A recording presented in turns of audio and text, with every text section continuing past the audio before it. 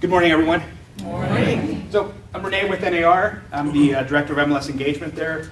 Prior to coming to NAR, I've been there for about a year and a half. My experience was in the multiple listing service, or the BLC equivalent, and held various roles in California in the trade department, compliance, data licensing. That latter part, compliance, and well, basically compliance is where I started losing my hair, turning a little gray. So I know that rules aren't important, or not that they're not important, they're not fun to talk about. Rules are very important. So I'll talk about a little bit about rules a little later, but I want to start off with a little bit of history. For any of you that are, I love Doctor Who and Back to the Future and time travel movies. They're just fun to watch. So for any of you that are into that sort of stuff, if you were to jump on Doctor Who's TARDIS or get in the DeLorean and go back, Back to the Future style, and if we traveled back to the late 19th century, right? So late 1800s, what we would find when we arrived there in the real estate world was that back then, boards of realtors were really formed, especially later in the 19th century, early 1900s. Boards of realtors were organized as real estate exchanges. And what we would find is that once a week, typically, real estate brokers and agents in the area, in various areas, would get together at the local board office to exchange listing information. They'd literally get together, pass around listing information with each other, and oftentimes they created auctions because they knew that, okay, I'm working with the client, they're looking for a particular type of property, so we show up to this meeting and we'll bid on this property. And that's how real estate was transacted back then. Early 1900s, the term multiple listing or multiple listing service began to be used in the real estate community. And boards real estate exchanges really began to take hold and really form together for the benefit of who, do you think? Brokers? Clients. Clients, customers, the general public. What they found was that if they worked cooperatively to share listing information and organize listing information, they can better meet the needs of their clients, of the sellers, but also of buyers and potential buyers. So real estate exchanges began to evolve, and boards became better defined, and as more agents and brokers participated in the multiple listing service, we began to see better accumulation or aggregation of listing data that began to cut down on inefficiencies that the real estate market found, where in the early days, sellers oftentimes had to employ a number of brokers to sell one home. Because prior to organized multiple listing services as we have them today, clients were forced to really deal with individual brokers across multiple areas to reach the widest pool of buyers. The service today, as we know it, your broker listing cooperative here, has evolved quite a bit since the late 1800s, early 1900s. So now, while you all would typically be highly competitive, right, at a listing presentation or a buyer presentation, once you've secured a client, you do what?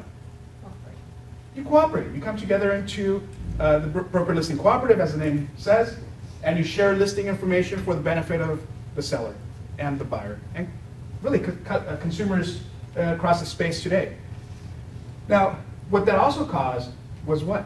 We've talked a lot about, or you've heard a lot about technology this morning, right? I think the number that Angie had was HomeSnap, right? 43,600 connections have been made to my board realtors through HomeSnap.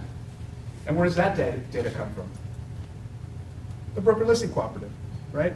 So not only has the multiple listing service, as it has evolved over the years, not only has it improved cooperation amongst brokers, but it's also highly benefited consumers, sellers and buyers, and it's created this whole ecosystem of where technology can thrive.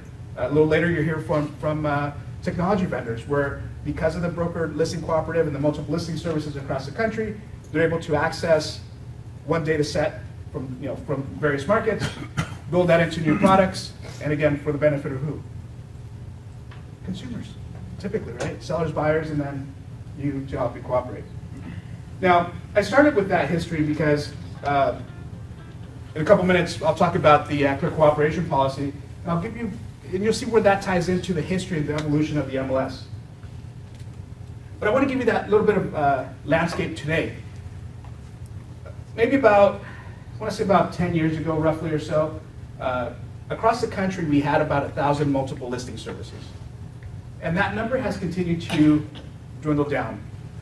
In 2017, we were down to 707, 2018, 689, 2019, 647, and at the beginning of the year, we're down to 623 multiple listing services across the country, servicing 1,091 boards and associations of realtors, representing 1.4 million NAR members. Now, you belong to one, right? So why is that number significant? What we've seen is, as consolidations and other cooperation has occurred in the service, we've seen efficiencies in access to data. It's been a reduction in, for those of you that may be members of multiple listing services, it's also translated to a reduction in costs, so you're not having to join multiple listing services to get access to the data that consumers can get in one-stop shop, right? So to that end, in late 2018, at the NAR level, we had a presidential advisory group that put together a set of recommendations to help improve efficiencies within the MLS landscape.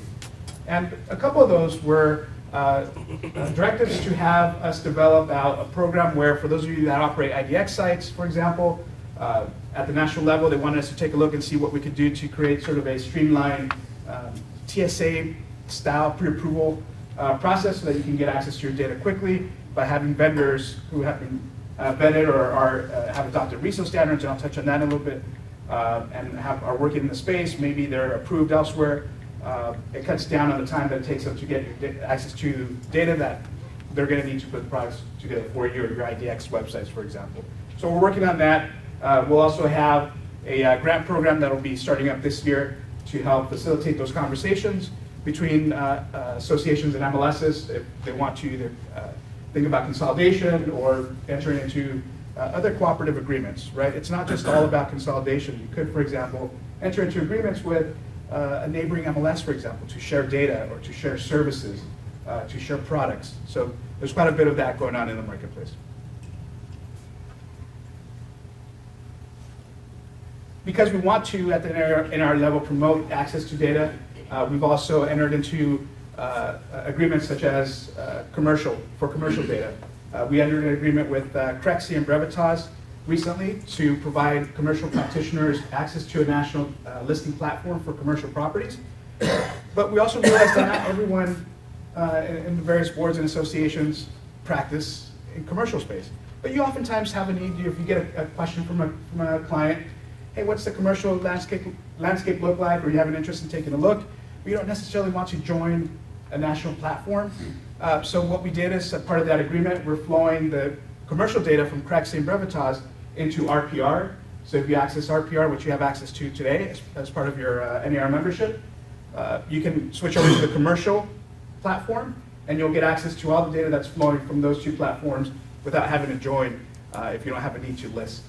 Okay, so that's live now.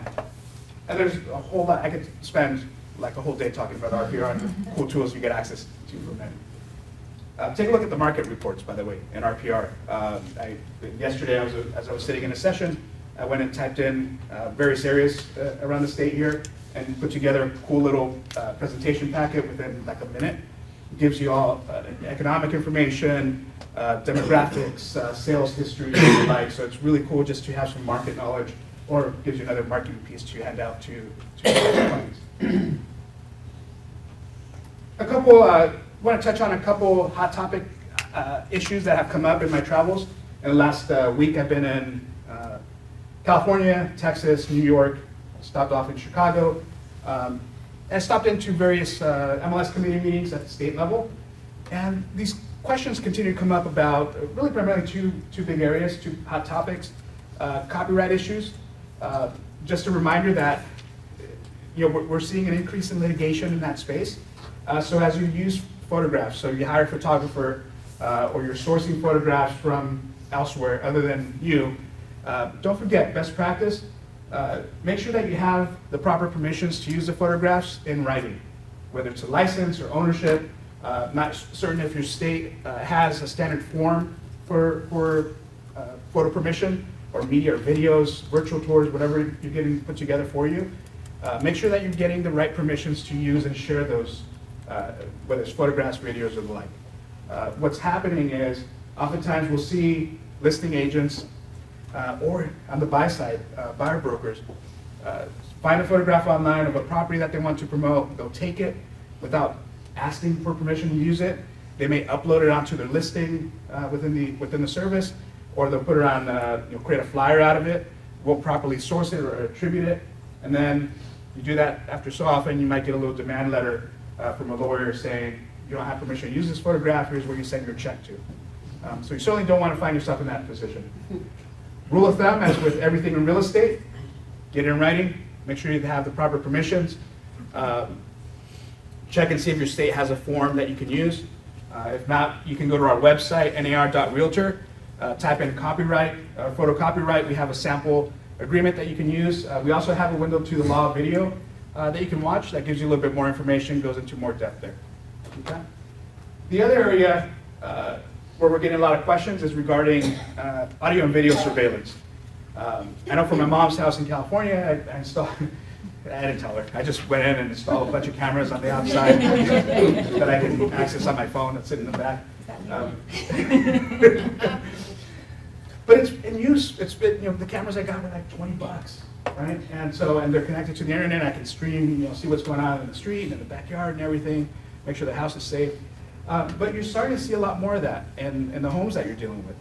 So while we don't have, well, let me take a step back. We have an advisory board, the MLS Tech and Emerging Issues Advisory Board.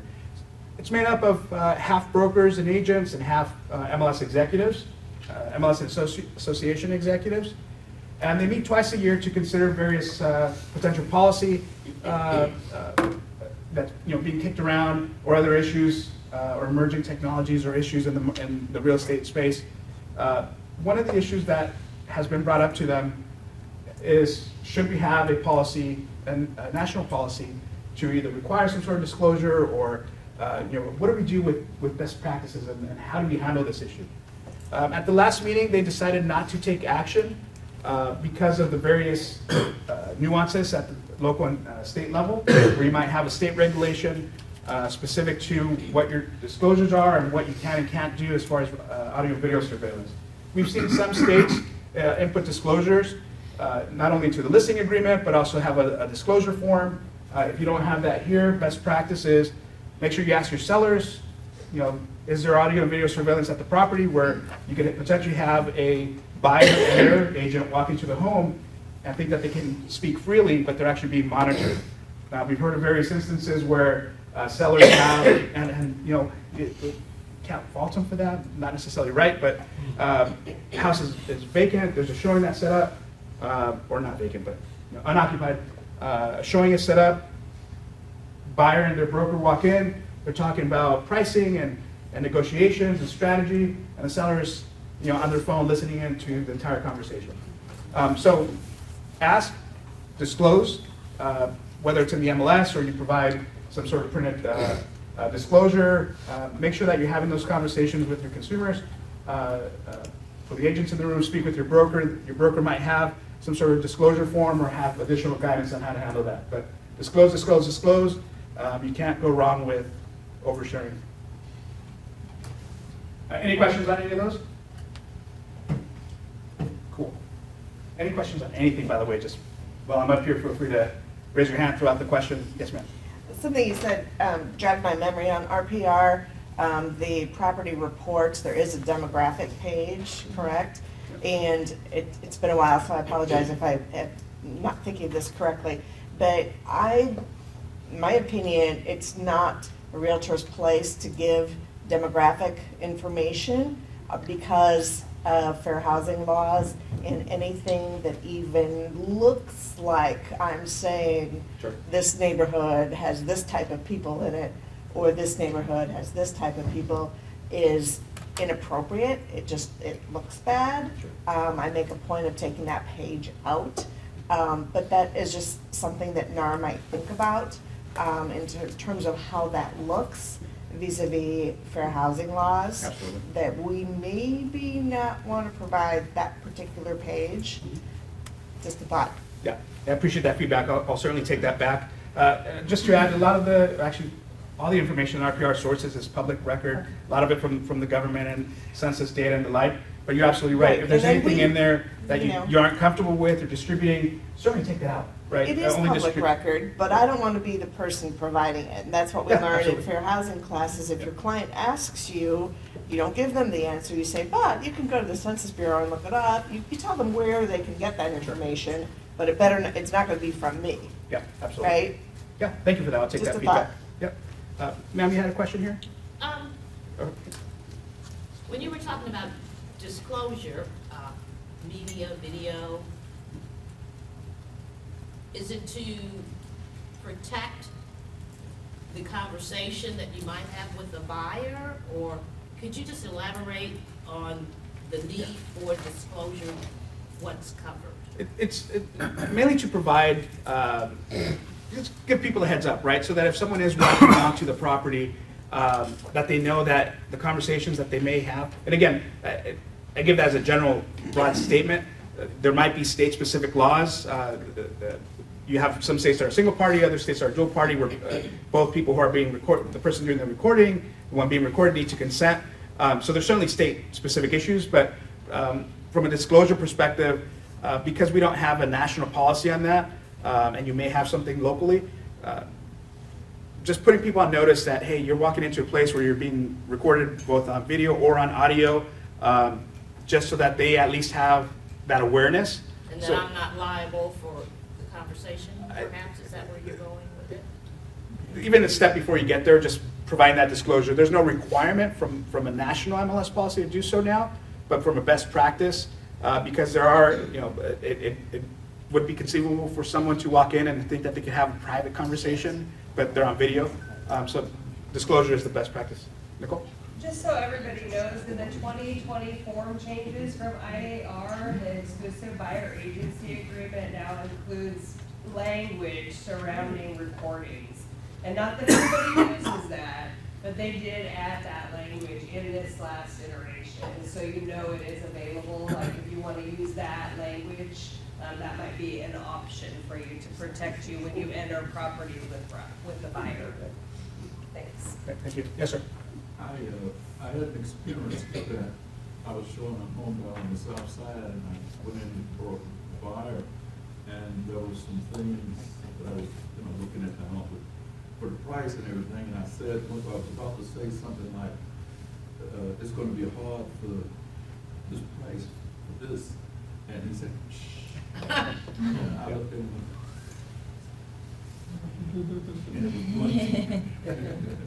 Yeah, so do you only have to, My question is, can that information, something that you might say, can the buyer and the seller present that to their broker, and they perhaps try to take some, as you're saying that you said something negative about the home? I mean, I'm not obligated, my obligation, the responsibility is to my client, Right. not to the homeowner. I treat them right, but not to, Yeah, and that's a great question. What, if something's overheard on video, audio surveillance, what can you do with that? Well, you certainly don't want to put yourself in that position. I would, before you even reach that stage. here's the clause added to our form, if you want to read it. Sure. So let me read this, and that might provide an answer for you. Recordings at the property. Buyers should be aware that an owner may utilize audio and/or video devices to monitor their property. Buyers should not discuss negotiation strategies or other confidential information within a property. Buyer hereby releases broker company, and its agents from any liability which may result from any recordings occurring within a property. So even if you have that. That's the buyer's exclusive representation form that's in, I just pulled it out as zip form, so, Perfect. yeah. Thank you. So to answer your question. My question is to the seller, for Sure. the seller, can the seller use that information? Say the buyer says something. Yeah. Number one, I don't want to get it, I don't think we want to get into the situation where we have a buyer that when you walk into the home, zip your lips, don't say Sure. anything, you know, until we come out of it. Yeah. You know, because buyer, when I'm in the home, showing the home, the buyer have a question. Yeah. You know, I should be able to answer it and not be confined or restricted to the possibility that I might get sued. Yeah, because so- of something that's on the recording. So the best advice on there, again, disclose, disclose, disclose. You heard the provision on the, that's the buyer broker agreement. That's the buyer. With all that in mind, if it feels wrong, it's probably wrong, right? So if you just heard the clause of the sellers obtaining information that maybe they shouldn't have heard, it shouldn't be your place, right, to advise them or counsel them on how to use that information or what to use that information. You may need to take a step back and say, this is my disclosure, this is what the buyer broker agreement says, you know, and go forth. Keep in mind that you're still held to not only MLS rules, but code of ethics concerns that if you go against the interests of clients, if you counsel, you know, for example, and you're overstepping that line where now you're providing potentially some legal guidance to a seller, you certainly might walk yourself into a worse situation. Was there a question back here? Yes, ma'am.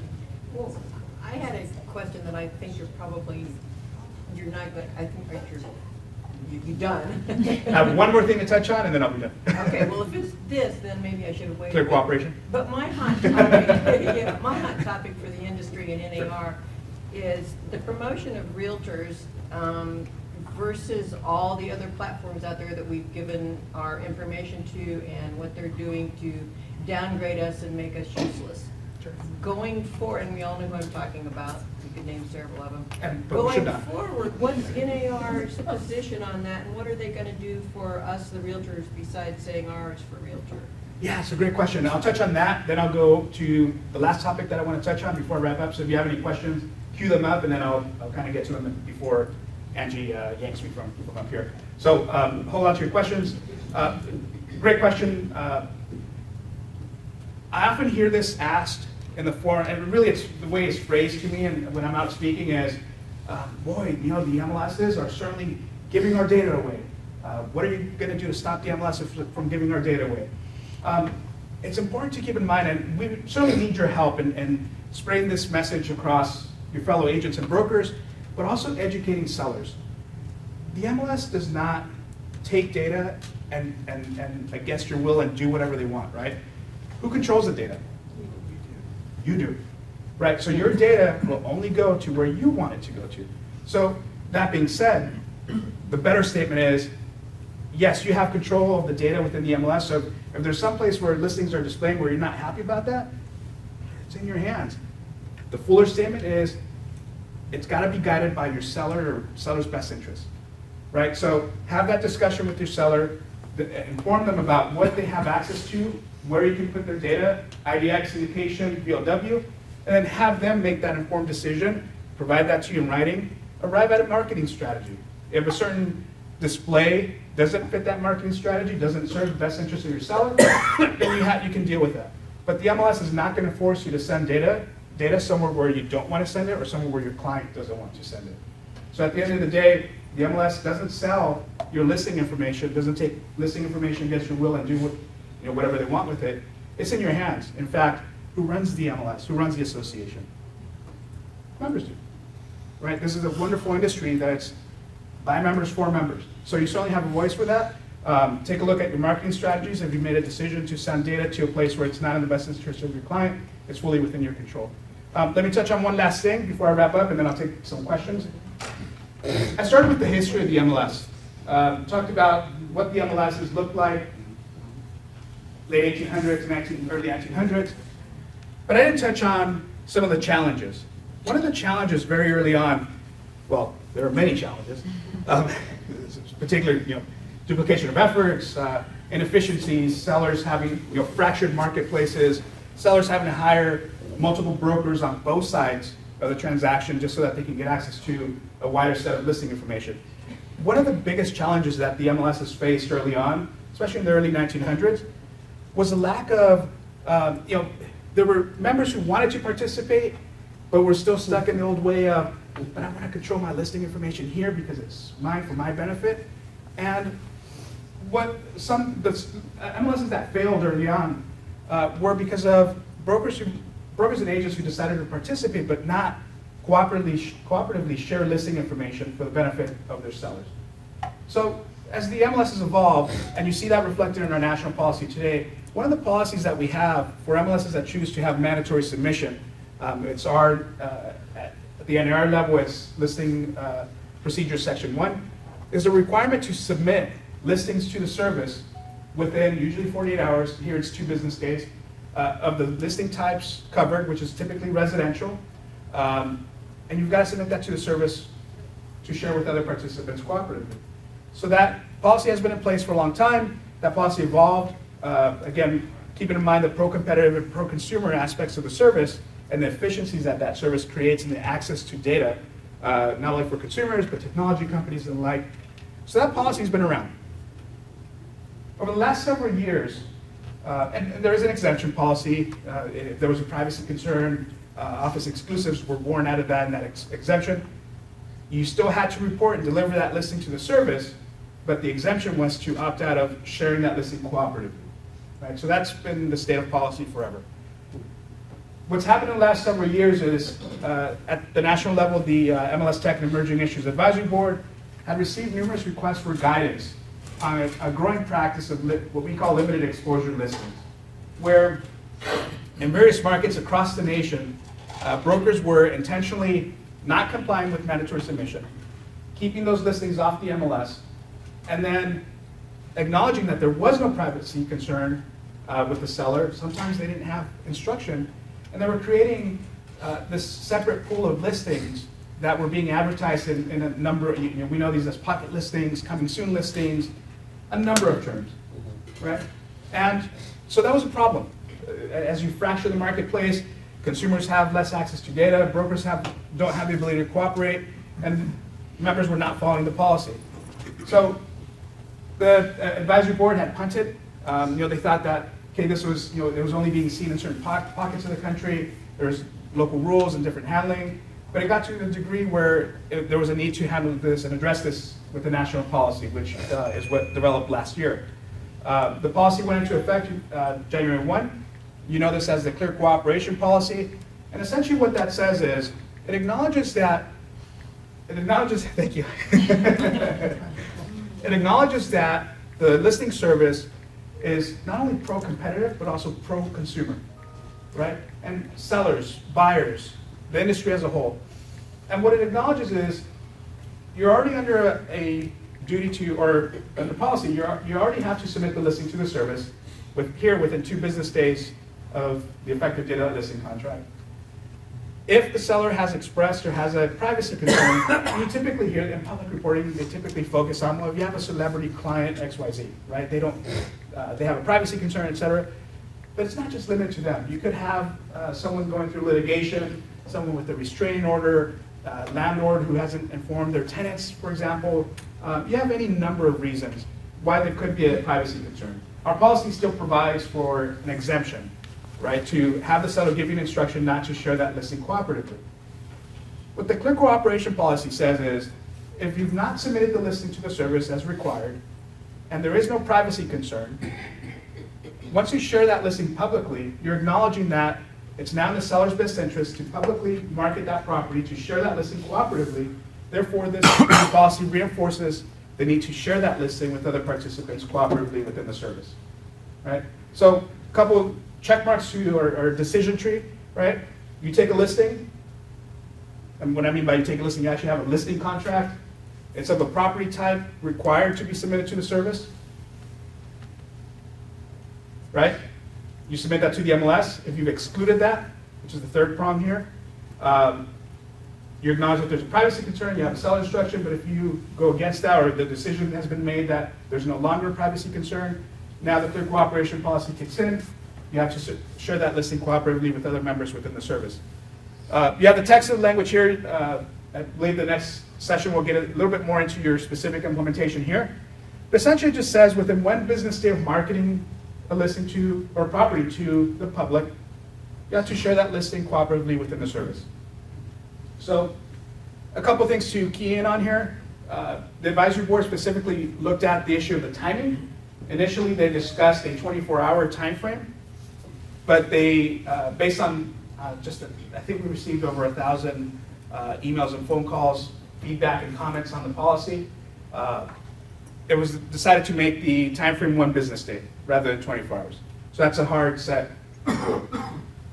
So within 1 business day of marketing property to the public, the listing must be submitted to the MLS for cooperation. And there's an example of what public marketing is. With respect to public marketing, the distinction that the advisory board wanted to draw was a difference between members of the general public and a client that you're working with, right? And they would not consider a client that you're working with a member of the general public or as part of public marketing here. So if, for example, you've taken a listing, when you're required to deliver that to the MLS, but you're told to exclude it from cooperation because of privacy concern or whatever the case may be, you can still do that. You have specific rules that apply, but you can still share that listing as an office exclusive within your own brokerage. So you can talk about that listing with your fellow agents and your broker within the office. And you can talk to a client that you're working with and share that listing, and you would still be okay within the policy.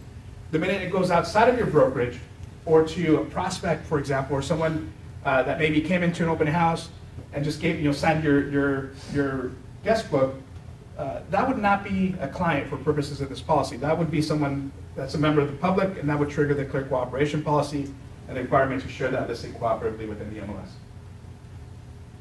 One issue that comes up is, well, I have a book of 600 past clients, but they're not a client today. So if you share that listing, that office exclusive listing with your past clients, that would trigger public marketing and the requirements under the clear cooperation policy. Okay? Clear as mud? Could you give a privacy example, Yeah, absolutely. So, please? yeah, so when I was at the MLS, the last privacy issue that I had, it may have been the last, I don't know, it's blurred now. Sounds good for purposes of this story, though. The last one that I recall was a federal judge who was dealing with a high-profile case, had received some death threats. Filed a police report, had a restraining order on one person. They needed to list the property and move because it was that serious. And they were concerned about sharing that listing publicly on the internet. So the strategy that they took was, and think about the BLC, right? It's 2 different things, or 2 separate things, right? First and foremost, it's the broker listing cooperative, where you share listing information cooperatively within the closed private network of the MLS, right? That's essentially what it is, right? The BLC is a closed network. A member of the public can't log into the BLC, right? It's only you, licensed agents, and brokers. The second thing that it is that gateway, that delivery mechanism to share that listing with the world. IDX, syndication, VOW, licensing agreements with technology companies, HomeSnap, and the like. So in that particular instance, they decided that because of that privacy concern, that safety concern, they would list the property, only share it within the service, but provide instruction to the broker not to expose it to the internet, to the world, right? And so that's a strategy that they took. So that's one example. They could have taken it, if there was an overarching concern that the seller had that maybe I don't want, it's not in my best interest to cooperate, then you can keep it off the service, not share it cooperatively, treat it as an office exclusive, follow the rules here at the service, get the right paperwork signed and the instruction to exclude from the MLS, and that would still keep you within the policy. Okay, thank you. Sure. Was there another hand? Yes, sir. Well, I just want to go back earlier, the comment about, and your comment about we choose what other websites can see our listings. Sure. I don't know what the solution is, but it's just a double-edged sword because the reality is it's probably in your seller's best interest to be exposed as much as possible, yet then we got these companies promoting our listings with our names and they're selling them to other people who are getting all the leads from people, and I just rubs me the wrong way. Sure. Yeah, and you started off, right, discuss this with the seller, right? Is it in the seller's best interest to expose this listing more widely, or is it in the seller's best interest to ensure that you get all the leads? Uh-huh. Right? I understand the pain point, but it's really make sure you're having the conversations with the seller, which is to say, inform the sellers. Mr. and Mrs. Seller, this is exactly what's going to happen when the listing gets shared cooperatively outside of the MLS, or not cooperatively, but shared to the internet. Right? It's going to appear. I can put it on all these websites. We will more than likely have a cooperating broker that represents someone else that sees an ad. It's not unlike the days of the books or the magazine, right? Those magazines were distributed far and wide. I think that, I looked at property magazines, that's not how I found it. The first I said about. If you couldn't control which consumer was going to see that property and which broker they were going to contact, right? Same concept today in the internet world. My mom's looking for property. She goes online, looks at various sources of information, and she may or may not end up working with a separate broker. She may go to the listing broker, but ultimately this is a conversation with the seller that you got to arrive at decisions cooperatively based on your advice to the seller instruction on how they want you to display that listing. Okay? Yes, ma'am. So I know we're not supposed to use the names of the company, so I'm gonna use the letters, right? So Don't even use the letters, please. Oh. Just generally, company A. Okay, Company A, which is great, Company A. Okay. Is the word on the street now. Did I is walk into that? Yes, you did, thank you. Company A is now, the word is that they may get involved in the real estate business. Okay. Has NAR put together a committee? Because if Company A, which I can't use their name, is involved, that's even better than from A to Z. So what's your question is? Or is NAR looking at this and how it will impact us? Yeah. So what would you have us do? I'm not sure, but it just scares the, you know. And ask that because you got to be very careful about, and you know, there's other legal concerns you got to think about, right? Yes. You got to be careful about if it's someone entering, and this applies to all companies. It could apply to you. You have this idea for a brokerage, you have a business model, and you decide to enter the space with this offering. Right. Right? And if the room as a whole gets together and says, we don't like that offering, let's, shun them, that's a lot of bad things happen. Brokerages are going to come and go, business models are going to come and go and evolve, and that's okay. Start with the history lesson, right? Okay. Sharing listing information cooperatively for the benefit of the seller, for the benefit of the buyer, for the benefit of consumers. Have those conversations with your seller, inform them of the landscape that they're walking into and what their options are. Let your clients, sellers and buyers drive those decisions. Business models are business models. You still got to get the home sold, Right. put a buyer into a home, take a look at it that way, but certainly become familiar with what your distribution options are, and make sure you're having your seller and your clients drive that decision, not informed by a fear of a business model or the like. That being said, if you have questions, concerns about policy issues that impact how you're doing business, or feel a need that there's some action needed on whether sharing listings cooperatively, maybe you don't like the new policy or you do like it, the starting point to share that information with is our Tech and Emerging Issues Advisory Board. Again, made up of brokers and agents and MLS executives. Feel free to write into us. We'll share that comment or feedback or concern over with them and let them make the decisions. We as staff don't drive policy, we don't make policy. It's all up to you guys in the past to address those concerns. They meet twice a year. Our first meeting is March 17th and 18th in Chicago.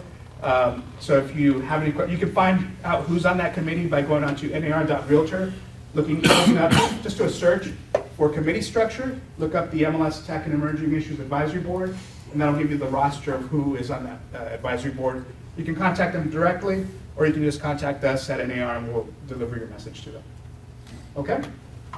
Awesome. Thank you very much. Rene.